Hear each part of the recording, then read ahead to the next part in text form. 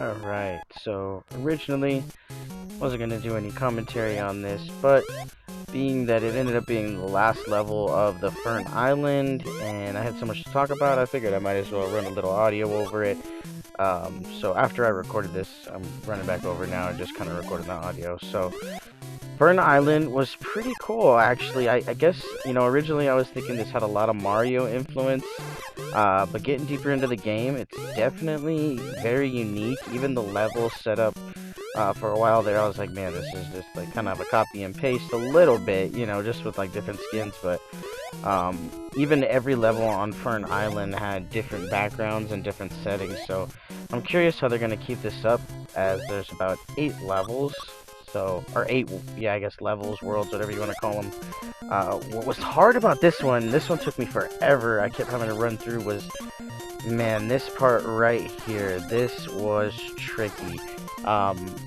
It's something I'm learning, obviously, as I go through it, but there's, like, I think 3 or 4 different monsters you can grab in the game, so, on this little, like, cloud expedition right here, cloud jumping, whatever you want to call it, you can actually grab all of the monsters.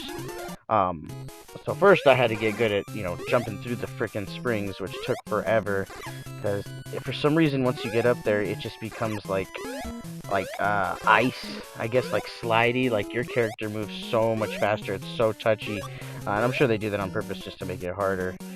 But I ended up going with the last option, which is actually just a double shot for your character that you have equipped right now.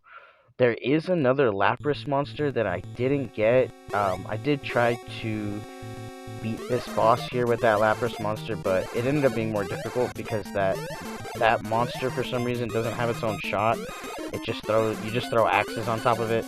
It looks ridiculous, and it looks like a Lapras or like a Nessie, whatever you want to call it. But with the double shot, this boss was super easy. Cake. Definitely worth going through that cloud part a couple times and retrying it.